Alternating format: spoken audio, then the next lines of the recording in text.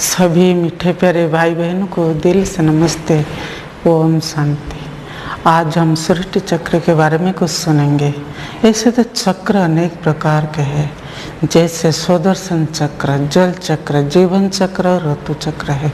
इसी तरह ये भी एक चक्र है जिसका नाम है सृष्टि चक्र। उसको हम काल चक्र के रूप में जानते हैं। ये चक्र अद्भुत है और अविश्वसनीय, अकल्पनीय है। क्यों हम कह रहे हैं?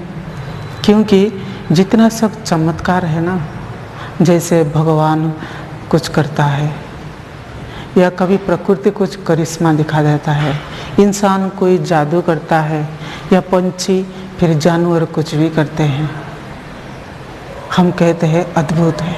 लेकिन जो अद्भुत कह रहे हैं, वो जो सामने जो सीन देखते हैं वो कहाँ पर फिट है?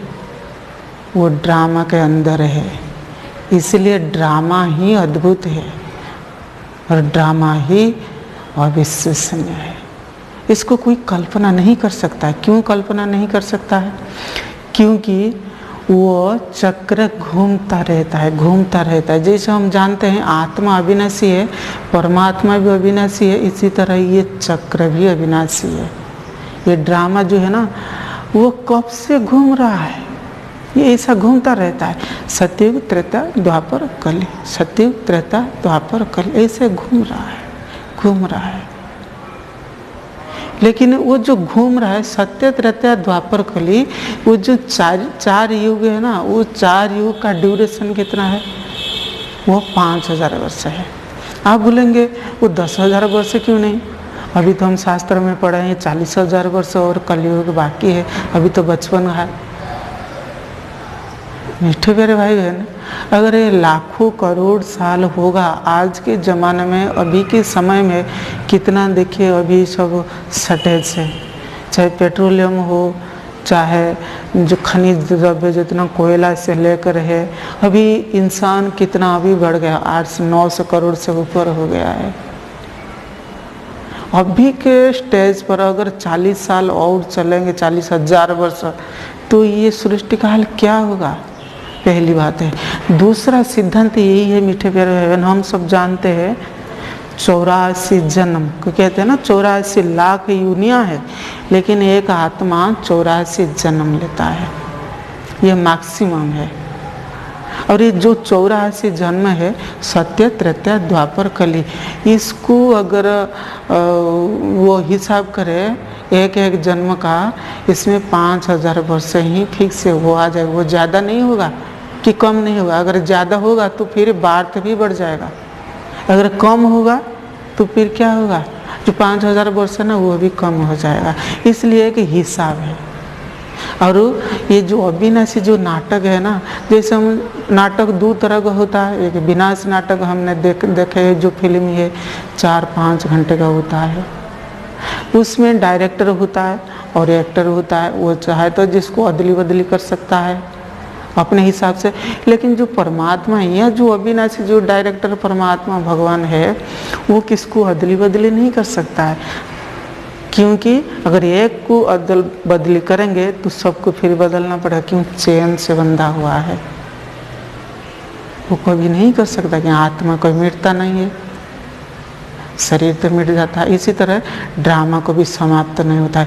और वो अद्भुत इसलिए है मीठे प्यारे भाई बहन, वो ड्रामा कभी झुकती नहीं है कि रोकती नहीं है। वो किसी के कहने अनुसार नहीं चलता है। आज जो बड़े बड़े लोग घमंडी कर रहे हैं ना, हम ऐसा कर देंगे, ये कर देंगे, लेकिन जो समय बलवान है, समय कुछ अलग कर देता है, वो कोई सोच नहीं सकता। देखिए आज की बीमारी किस तरह की आता है, कोई ऐसा सोचा था? सारा विश्व को लॉकडाउन भी कर रहा है। क्यों? इसी तरह ये अद्भुत है मीठे प्यारे। अगर आप इसको अंत तक सुनेंगे, ये वीडियो को देखेंगे, आप भी यही कहेंगे मीठे प्यारे भाई बहन, हाँ अद्भुत है, अविश्वसनीय और अकल्पनीय है। मीठे प्यारे भाई बहन, ये जो हम जो कहे ना सृष्टि चक्र, उसमें एक निशान लगाया है। देखिए ये स्वस्तिक का निशान है। ऐसे क्यों है? 4 भाग क्यों है, ये हम पहले जानेंगे। पहला है मीठे प्यारे, स्वस्तिक का नाम क्यों रखा गया है? स्वस्तिक का अर्थ है स्व यानी आत्मा, स्थिति का। आत्मा की जो स्थिति है ना, देखिए पहले 4 प्रकार के स्टेजेस में आते हैं और उसको भी कोई 3 स्टेजेस कहते हैं, सत्व रजु तमो। इसमें 4 स्टेजेस दिखा है, सत्व प्रधान सत्व रजु तमो, ये 4 स्टेजेस के निशान है। फिर स्वस्ति का ये हो गया। फिर स्वस्ति के निशान है स्व यानी शुभ, अस्ति का मतलब जो है, जो सदा ही है, निश्चित है, जो कहते हैं ना भावी अटल है, निश्चिंत है, वो भावी को कोई कहना भाग्य में हम जो लिखा है उसको कोई अदली बदली नहीं कर सकता, उसको कोई चेंज नहीं कर सकता, भगवान भी चेंज नहीं कर सकता है। ये मीठे प्यारे भाई, क्योंकि ये ड्रामा के अंदर भगवान भी बंधा है, मान है, यही है अद्भुत। और ये जो 4 भाग क्यों किया गया है स्वस्तिक, देखिए ये भी एक लॉ है, ड्रामा की भी लॉ है, प्रकृति का एक लॉ है। प्रकृति को हम देखें जल चक्र, जीवन चक्र हम जानते हैं। जो जीवन चक्र है ना 4 भाग में बंटा गया है। पहले बचपन आता है, फिर उसके बाद है युवा आता है, फिर उसके बाद आता है गृहस्थी आता है, फिर अंत में बुढ़ापे के समय। 4 भाग हो गया। और इसी तरह प्रकृति की देखें, प्रकृति जो बारिश का मौसम आता है, फिर वो ठंडक भी मौसम आता है, फिर गर्मी का आता है, फिर बसंत की भी महीना आता है। 4 भाग में वो बांट देते हैं। और इसी तरह अगर दिन की हमें बात करें, दिन 12 घंटे है, रात भी 12 घंटा है, उसको हम 24 घंटा करते हैं। उसको हम क्या करते हैं, सुबह, फिर दोपहर, फिर शाम, रात्रि। इसी तरह ये सतयुग, त्रेता, द्वापर, कलयुग 4 युग है। इसमें स्वस्तिक का अर्थ क्यों है, स्वस्तिक के शुभ लाभ क्यों दिखाए गए मीठे प्यारे भाई बहन। स्वस्तिक का अब इसे पहले हम सब जानते हैं, बिजनेस वाले लगाते हैं या घर में लगाते हैं या मंदिर में लगाते हैं। ये शुभ है, शुभ कार्यों में स्वस्तिक लगाते हैं। जो देखिए मैंने खड़ा है, जो स्वस्तिक की आप मेरे फ्रंट में रख दीजिए, राइट साइड लिखा है तो शुभ, यानी हमारा जो राइट साइड है ना, जो दोनों हैंड है ना, राइट हैंड लेफ्ट हैंड, सदैव राइट हैंड शुभ कार्य करता है। शास्त्र में दिखा है राइट हैंड में सदैव शुभ और लेफ्ट हैंड सदैव अशुभ कार्य करता है। ऐसे नहीं कि हम नहीं कर सकते, लेकिन शास्त्रों के हिसाब से। और शौच करते हैं किससे, बाएं हाथ से करते हैं ना। हम जो वरदान देते हैं किसको, दाहिने हाथ पर देते हैं। देवियों का वरदान जो दिखा है ना, दाहिने हाथ में दिखा है, इसलिए शुभ है। इसलिए कि स्वास्तिक में जो राइट साइड में शुभ का निशान है, यानी सदैव शुभ ही है। अगर हम ये चक्र की बात करें, राइट साइड में मीठे प्यारे भाई ना सतयुग त्रेता, ये शुभ की निशानी है। वो कोई अशुभ नहीं, वो कोई दैत्य नहीं था, रावण नहीं था, इसलिए वो सदैव सुखी थे। इसलिए तो हम कह रहे हैं स्वर्ग जाएंगे, यानी स्वर्ग सुख, शांति, पवित्रता, आनंद, प्रेम, ज्ञान, शक्ति है, यही है शुभ। फिर लाभ कैसे हम अंत में जानेंगे। देखिए मीठे प्यारे भाई बहन, जो स्वस्तिका है ना, वो पहले अगर हमें 4 हिस्सा से, और 1 भाग पहले हम बात करेंगे सत्ययुग की बात। ये 4 युग हम बांट दिए हैं, 1250, 1250, 1250, 1250। ये जो पहले हम बोले हैं क्या, स्वस्तिका, जो आत्मा की जो स्थिति है, पहले जो सतयुग था, लक्ष्मी नारायण का राज्य था, उसमें गोल्डन एजेड आत्मा की स्थिति थी। गोल्डन हम जानते हैं बहुत कीमती होता है, इसलिए आत्मा का उस टाइम में पवित्रता थी, सत्य, न्याय, धर्म, ये सब था। कहते हैं ना, जो सृष्टि पहले जो थी तब 4 भाग पुण्य था, वहाँ कोई पाप नहीं था। इसलिए स्वस्तिका दिखा है बैलेंसिंग मोड, डाइने मोड अभी, माने डाइने का जो मोड है ना अभी ऊपर लेवल का है। कौन सी ऊपर लेवल का है, सत्तु प्रधान स्टेज है। सत्तु प्रधान का मीनिंग क्या है, जो आत्मा में जो 7 गुण होते हैं ना, सुख, शांति, पवित्रता, आनंद, प्रेम, ज्ञान, शक्ति, उसमें सत्तु प्रधान है। बाबा ने हमको यही बता दिया है, ज्ञान, योग, धारणा, सेवा, 4 सब्जेक्ट है। 4 सब्जेक्ट में जो आत्मा फुल पास होता है, पास हुई तो ऑनर वाला आत्मा वही सत्ययुग में जाता है। इसमें उनके अंदर 4 शक्ति और ये जो 4 भाग पुण्यों पर ये सृष्टि थमी थी, खड़ा थी। ऐसे हम देखें मीठे प्यारे भाई बहन, जो घर बनाते हैं ना, जो 4 पिलर होता है, मजबूत होता है। कार की 4 पहिया ना मजबूत, स्ट्रॉन्ग, कभी एक्सीडेंट हमें कभी गड़बड़ी नहीं होता है, क्योंकि जो पहिया है ना चारों तरफ से खड़ा है। इसी तरह को हुआ, सब सुख, शांति, पवित्रता, आनंद, प्रेम, शक्ति था। और सतयुग का नाम इसलिए मीठे प्यारे, सब कुछ सत्य है, वो सतु है। आत्मा में 7 गुण में भरपूर है, वो नेचुरल ब्यूटी है, सब कुछ नेचुरल नेचर है। कहते हैं ना कलयुग में सब कुछ झूठा ही है, इसलिए वो है पहले स्वस्तिका का निशान है ये। फिर स्वस्तिका दूसरे जो नीचे थोड़ा आ गया, यानी हमारा जो दाहिना हाथ जो था वो थोड़ा नीचे आ गया। उसका मतलब है जो शास्त्र के हिसाब से देखें, जो 4 भाग जो था वो 3 भाग पर खड़ी है सृष्टि। जो 3 भाग पर हम देखें वटु भी 3 पहिया पर खड़े तो भी ठीक है, क्योंकि वो त्रेता युग आ गया। कुछ त्रुटि है, इसका नाम त्रेता है, यानी 3 भाग है। 3 भाग में पुण्य है, 1 भाग तो पाप नहीं कहेंगे, यानी आत्मा के एक जो कला गुण है ना वो थोड़ा कम है। जब हम कहते हैं सत्तु प्रधान से नीचे उतरकर सत्तु की स्टेज में आ गए। आत्मा में 7 गुण है लेकिन वो 100% नहीं है, पहली बात। दूसरी बात जो 4 सब्जेक्ट है, 4 सब्जेक्ट में वो एक सब्जेक्ट में जरूर कमजोर है या फेल है, इसलिए वो रामचंद्र को धनुष दिखाए है।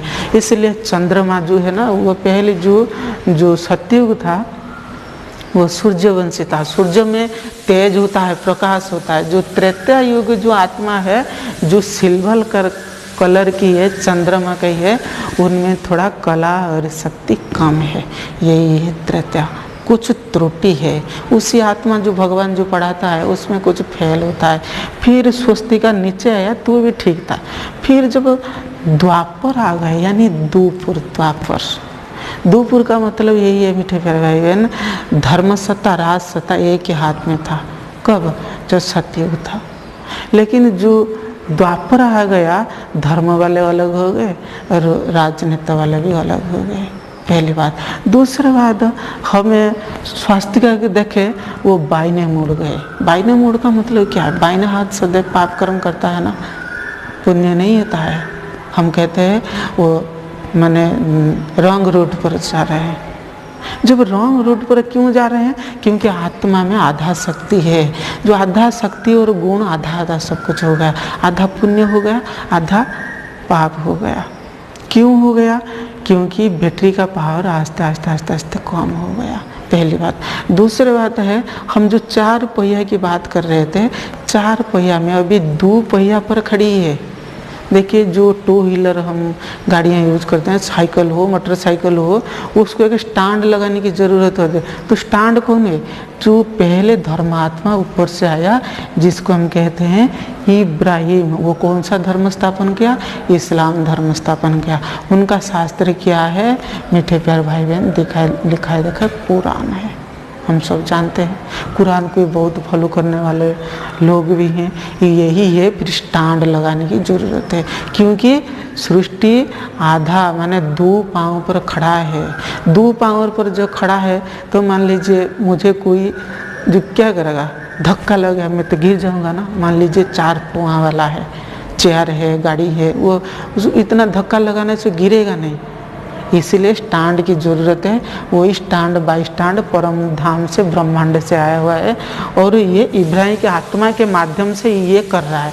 अगर ये सब कर रहा है मीठे प्यारे भाई बहन, अगर देखें तो कुछ ही दिनों के बाद करने के बाद क्या होता है, वो भी फेलियर हो रहा है, क्योंकि सब बाइने मुड़ जा रहे हैं, उनको कोई दिखाई नहीं दे रहा। जब भक्ति शुरू हो रहा है ना, उसी टाइम से सत्य की तरह में भक्ति नहीं था, वो ज्ञान ही था, पराकाष्ठा था, शक्तियाँ थी। क्या ज़रूरत है भक्ति करने की?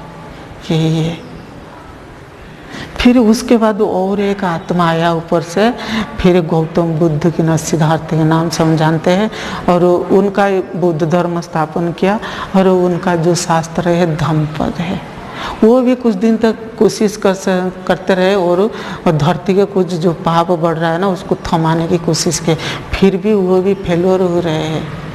इसी तरह और भी एक आत्मा है जिसको क्राइस्ट के नाम से जानते हैं, क्रिश्चियन धर्म स्थापन, उसका शास्त्र है बाइबल है। यही है स्वस्तिका बाएं तरफ जाना। ऐसे मीठे प्यारे भाई बहन और भी बहुत, जैसे हम शंकराचार्य है, मोहम्मद है, बहुत नानक है, ऐसे बहुत आत्मा आ रहे थे द्वापर युग में। ये परमात्मा ने हमको हिसाब बताया। और एक पिक्चर है जो बनेंट्री का, इस पिक्चर में सब कुछ वर्णन है। लेकिन इसमें थोड़ा ये नहीं है, थोड़ा शॉर्ट सेट में ये वर्णन किया गया। फिर हम द्वापर जो दिखाया ना, वो जो तांबे, जो आत्मा के जो स्टेजेस थे ना तांबे, वो फिर धीरे धीरे फिर घटकर, यानी कला गुण घटकर फिर कली के आ गए। कली का मतलब अभी हम किस स्टेज पर है? कलियुग का। कली यानी कलह क्लेश है, उसका नाम है युग। अब सब अधर्मी बन गया है। अभी कहते हैं शास्त्र के हिसाब से अभी एक पांव पर सृष्टि खड़ी है। जब एक पांव पर एक व्यक्ति खड़ा हुआ कितना समय रहेगा? तो डगमग जरूर होगा।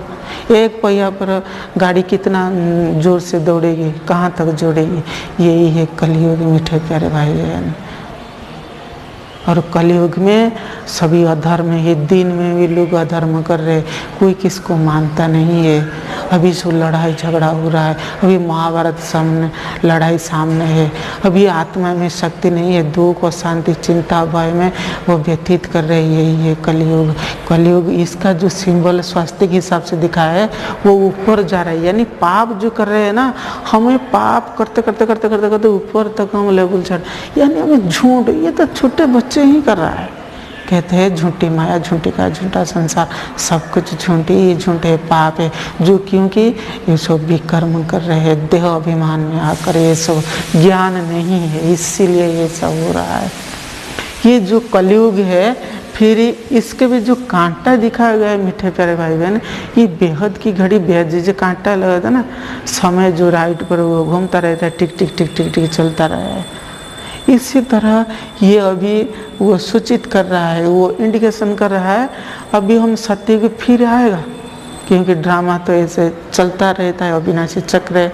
ये कलयुग फिर जा रहा है, सत्युग आ रहा है, तो उसी समय कुछ क्षण कुछ समय बचा है आत्माएं, तुम सुधर जाओ। कौन बोल रहा है ना? ऊपर से परमपिता परमात्मा आकर ये संदेश दे रहा है। क्यों आया है? जब तक ये सब धर्मात्माएं, जितने सब आत्माएं से ऊपर से आ रहे थे, वो सब फेल्योर हो गए, क्योंकि सृष्टि को थमा नहीं पाए। जब सृष्टि को थमा नहीं पा रहे तो परमात्मा ड्रामा के हिसाब से अंत में जब आत्मा से दुखी हो रहे तो परमात्मा को आना पड़ा है।